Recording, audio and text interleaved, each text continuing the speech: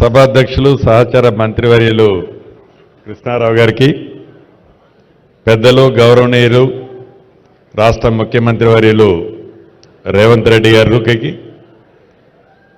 మాజీ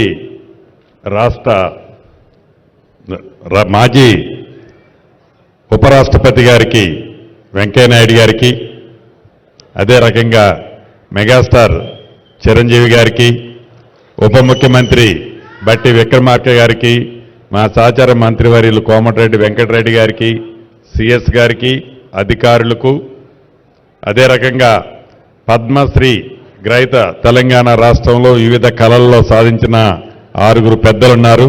వారందరికీ, వేదిక మీద ఉన్న అధికారులు, వేదిక మీద ఉన్న ప్రేక్షకులందరికీ మనస్ఫూర్తిగా హృదయపూర్వక నమస్కారం. మొన్న కేంద్ర ప్రభుత్వం ఏదైతే పద్మ విభూషణ్ పెద్దలిద్దరికీ మన ప్రాంతం నుంచి తెలుగు వారికి వెంకయ్యనాయుడు గారికి, మెగాస్టార్ చిరంజీవి గారికి ఇచ్చారో, వ్యక్తిగతంగా నా తరపున, రాష్ట్ర ప్రభుత్వ తరపున వారికి అభినందనలు, కృతజ్ఞతలు తెలియజేసుకుంటున్నాను. వెంకయ్యనాయుడు గారి గురించి ఒక విషయం చెప్పాల్సిన అవసరం ఉంది. 16వ పార్లమెంటు సమావేశాల్లో వెంకయ్యనాయుడు గారు ఆనాడు కేంద్ర మంత్రివర్యులుగా ఉన్నారు. నేను సభ్యుడిగా ఎంపీగా ఉన్నాను. ఈ పార్లమెంటు సమావేశాలు జరిగేటప్పుడు జనం, అంటే సభ్యులమైన మేము అనేక కారణాల చేత ఆ సమావేశాల్లో, ఆ హాల్లో ఎవరికి తోచింది వారు మాట్లాడుతుంటాం.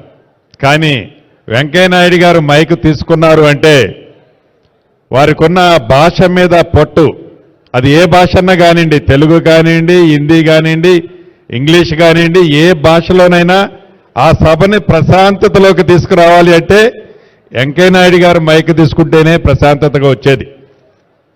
అంత పెద్ద రాజకీయంగా కురువృద్ధులు, అనేక ఒడిదొడుగులు చూసి ఏ వ్యక్తి అయినా ఉన్నతమైన స్థానాల్లో అధిరోహించాలని కోరుకుంటారో దాంట్లో వెంకయ్యనాయుడు గారు ఆ స్థానానికి పోయి వారు రిటైర్మెంట్ అయినట్టు అనుకుంటున్నాను. మనస్ఫూర్తిగా భగవంతుడు వారికి నిండా నూరేళ్లు ఉండే విధంగా భగవంతుడు దీవించాలని కోరుకుంటూ, అదే రకంగా చిరంజీవి గారు, నేను చిరంజీవి గారి ఫ్యాన్ని. నా చిన్నతనంలో వారిది ఏ సినిమా వచ్చానో కూడా తప్పకుండా చూసేవాడిని. చాలా అద్భుతంగా వారు సినిమా రంగంలోనే కాకుండా రాజకీయ రంగ ప్రవేశం చేసి కూడా వారు కూడా ఒక మైల్ స్టోన్ టచ్ చేశారు. అదే రకంగా సంఘానికి కావాల్సిన మంచి, అంటే బ్లడ్ బ్యాంక్ లాంటి అనేక మంచి కార్యక్రమాలు చేపట్టి ప్రజలకి కూడా వారు ఎంతో ఉపయోగపడ్డారు. మనస్ఫూర్తిగా వారిని కూడా భగవంతుడు చల్లగా నిండా నూరేళ్లు ఉండే విధంగా దీవించాలని, పద్మశ్రీ గ్రహీతలు ఎవరైతే ఉన్నారో కళాకారులు, కవులు, వారిని కూడా ఆ భగవంతుడు మనస్ఫూర్తిగా చల్లగా నిండా నూరేళ్లు ఉండే విధంగా చూడాలని నా పక్షాన, ఈ రాష్ట్ర ప్రభుత్వ పక్షాన మనస్ఫూర్తిగా కోరుకుంటూ సెలవు తీసుకుంటున్నాను. Thank you.